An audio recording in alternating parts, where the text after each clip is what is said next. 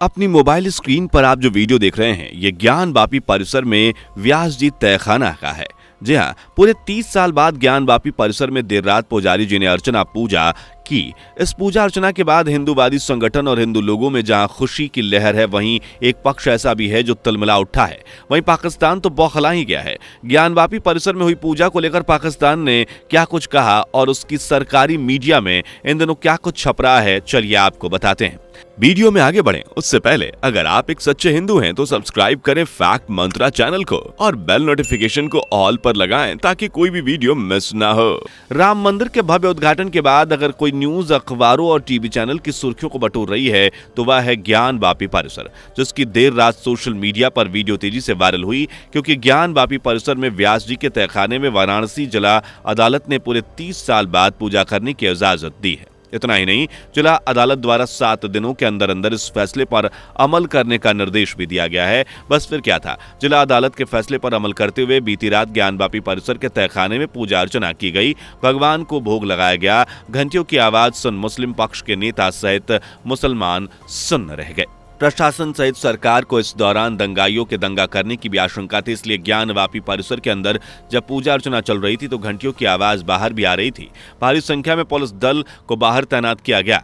शांति व्यवस्था कायम रखने के लिए ब्लैक कमांडोज भी अपनी पोजीशन लिए ज्ञानवापी की सुरक्षा में तैनात रहे। वहीं काशी विश्वनाथ मंदिर ट्रस्ट के सदस्य और मुख्य पुजारी की देखरेख में पूजा हुई, जबकि बाहर जिला कमिश्नर, जिला अधिकारी सहित तमाम अधिकारी भी मौजूद रहे। वहीं ज्ञानवापी परिसर में बजती घंटियां पूरी तरह से तिलमिला उठे हैं इससे असदुद्दीन ओवैसी। उन्होंने भड़काऊ बयान देते हुए कहा है कि अगर खुले तौर पर वर्शिप एक्ट का उल्लंघन ये किया जा रहा है और सरकार यह सब करके 6 दिसंबर को दोहराना चाहती है। अब आपको याद ना हो तो बता दें कि 6 दिसंबर 1992 को बाबरी मस्जिद के गुंबद को ध्वस्त किया गया था। इस दिन लाखों की संख्या में कार्यसेवक अयोध्या पहुंचे थे, जिन पर पुलिस ने लाठीचार्ज और गोलियां बरसाई थीं और इस दिन सैकड़ों की संख्या में कार्यसेवक मारे भी गए थे।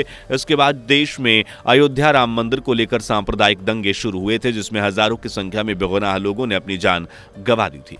यानी आप समझ सकते हैं कि असदुद्दीन ओवैसी खुले तौर पर भड़काऊ बयान दे रहे हैं। उनका कहना था कि फैसला देने वाले जज का रिटायरमेंट का दिन था।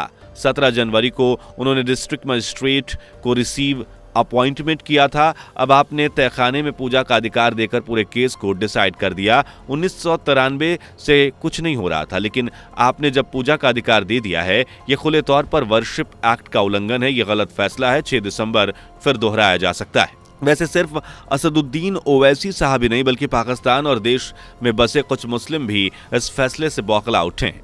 देर रात हुई पूजा के बाद सुबह सुबह सैकड़ों की संख्या में मुस्लिम ज्ञानवापी परिसर के बाहर हल्ला गुल्ला करते नजर आए। इतना ही नहीं, उन्होंने फैसले को गलत करार देते हुए जिला अदालत के फैसले को अमान्य बताया और जिला अदालत को चुनौती देते हुए कहा कि यदि उनके पास कोई एविडेंस है तो दिखाएं कि ज्ञानवापी परिसर में पहले पूजा होती थी और एक हफ्ते में आप ये कैसे फैसला सुना सकते हैं कि ज्ञानवापी परिसर में पूजा होती थी। रातों रात आपने यहाँ पूजा करवा दी और क्या कुछ कहा, जरा आप भी सुनिए। न्यायालय ने अगर आदेश कर दिया तो जिलाधिकारी महोदय से कहा कि 1 हफ्ता के अंदर आप इसका इंतजाम करिए। और कल रात में ही यहाँ काट करके रास्ता बनाकर सब काम शुरू हो गया।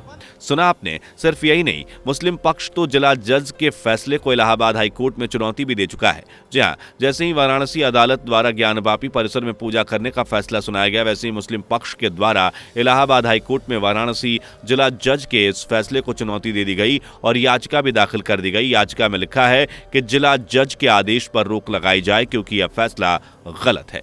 वहीं पाकिस्तान भी अपनी बौखलाहट दिखाने से बाज नहीं आ रहा है। अयोध्या में जब राम मंदिर बना था तब भी पाकिस्तान ने खूब हाथ पैर मारे थे और सरकारी मीडिया में तरह तरह की न्यूज दिखाई थी, लेकिन उसकी एक न चली। और अब एक बार फिर जब ज्ञानवापी परिसर में हिंदुओं को पूजा करने की इजाजत दे दी गई है तो पाकिस्तान फिर से तिलमिला उठा है। वहां एक बार फिर मीडिया में तरह तरह की भड़काऊ न्यूज छापी जा रही है। पाकिस्तानी मीडिया के प्रमुख अखबार द डॉन में लिखा गया है कि मुस्लिम की ज्ञानवापी मस्जिद में तथाकथित हिंदुओं को पूजा करने की इजाजत दे दी गई है। वाराणसी जिला अदालत द्वारा यह फैसला सुनाया गया है। दक्षिणपंथी हिंदुओं ने मुस्लिम की अन्य कई जगहों पर अन्य कई धार्मिक स्थलों का भी हिंदू धार्मिक स्थल होने का दावा किया है, ये कहते हुए कि उन्हें सदियों पहले मुगलों द्वारा तुड़वा दिया गया था। बीते दिनों भी मोदी जी ने पास के ही एक शहर अयोध्या में राम मंदिर का उद्घाटन किया, जहां कभी मुसलमानों की बाबरी मस्जिद हुआ करती थी। तो आप देख ही सकते हैं कि पाकिस्तान मीडिया क्या कर रहा है। बता दें कि बुधवार 31 जनवरी को वाराणसी जिला अदालत के जज डॉक्टर अजय कृष्ण विशेश्वर ने कहा कि व्यास जी के तहखाने में स्थित मूर्ति की पूजा राजभोग व्यास परिवार और काशी विश्वनाथ ट्रस्ट के पुजारी से करवाएं। यह उनकी सर्विस का आखिरी दिन था और इसी दिन उन्होंने एक ऐतिहासिक फैसला देकर देश के नामी जजों की लिस्ट में अपना नाम शुमार करवा लिया। जिला जज ने अपने ऑर्डर में लिखा कि जिला मजिस्ट्रेट को यह निर्देश दिया जाता है कि वह चौक थाना क्षेत्र के सेटलमेंट प्लांट 9130 में स्थित भवन के दक्षिणी तरफ स्थित तहखाने में स्थित मूर्तियों की पूजा राजभोग पुजारी से करवाएं। इतना ही नहीं, उन्होंने अपने फैसले पर 8 जनवरी यानी 7 दिन के अंदर अमल करने के निर्देश भी दिए। हालांकि उनके फैसले पर आपत्तियां खूब हुई, लेकिन देर रात 2 बजे ज्ञान वापी परिसर में गूंजी घंटियों ने सबके होश उड़ा दिए। ज्ञान वापी परिसर में दोस्तों साल 1993 से पूजा पाठ पूरी तरह से बंद है। वहीं काशी विश्वनाथ मंदिर और ज्ञान वापी मस्जिद का केस भी बीते 3 दशकों से ज्यादा लंबे समय से अदालत में लंबित है, जबकि ज्ञान वापी मस्जिद के इतिहास की बात करें तो वह 350 साल से भी ज्यादा पुराना है। अगस्त साल 2021 में 5 हिंदू महिलाओं द्वारा वाराणसी के सिविल जज यानी कि सीनियर डिवीजन के सामने एक याचिका दायर की गई थी, जिसमें उन्होंने ज्ञान वापी मस्जिद के बगल में बने श्रृंगार गौरी मंदिर में रोजाना पूजा और दर्शन करने की आज्ञा मांगी थी। महिलाओं की याचिका पर जज रवि कुमार दिवाकर ने मस्जिद का सर्वे करने का आदेश दिए।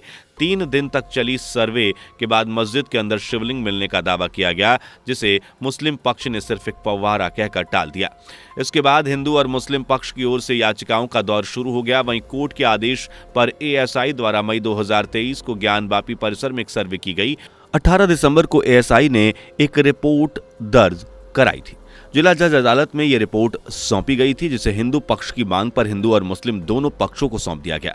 इस रिपोर्ट के मुताबिक ज्ञान वापी परिसर में मस्जिद से पहले एक भव्य हिंदू मंदिर हुआ करता था, जिसे निश्चित ही मुगलों द्वारा तुड़वाकर मस्जिद खड़ी की गई। ज्ञान वापी के इतिहास पर गौर करें तो हमें पता चलता है कि काशी विश्वनाथ को अकबर के 9 रत्नों में से एक राजा टोडरमल ने बनवाया था, जिसे 1585 में तैयार करवा दिया गया था। इसके बाद 1669 में कट्टर मुगल शासक औरंगजेब, जिसने भारत के सैकड़ों हिंदू मंदिरों को तुड़वाकर मस्जिद या किसी अन्य मुस्लिम धार्मिक स्थल में परिवर्तित कर दिया, उसी ने काशी विश्वनाथ मंदिर को तुड़वाकर मस्जिद बनवाई, जिसे 1735 में रानी अहिल्याबाई ने फिर से काशी विश्वनाथ मंदिर के तौर पर खड़ा करवा दिया, जो आज भी वहां मौजूद है। लेकिन उसके आधे हिस्से में अभी भी ज्ञान वापी मस्जिद खड़ी हुई है। ज्ञान वापी स्थित व्यास जी तहखाने की बात करें तो इसे लेकर शैलेंद्र कुमार पाठक व्यास ने कोर्ट में दावा किया था कि आदि विश्वेश्वर की पूजा का इतिहास 473 साल पुराना है और शैलेश कुमार द्वारा कोर्ट में जो अर्जी दी गई थी, उनके अनुसार ज्ञान वापी में शतनानंद व्यास ने वर्ष 1551 में आदि विश्वेश्वर की पूजा शुरू की थी। इसके बाद व्यास परिवार की कई पीढ़ियों ने यह जिम्मेदारी निभाई और साल 1930 में इस परिवार के बैजनाथ व्यास ने पूजा पाठ का जिम्मा संभाला। यही वजह रही कि वाराणसी जिलाध्यक्ष ने अपने फैसले में ज्ञान वापी के तहखाने में पूजा करने का हक व्यास परिवार को ही दिया।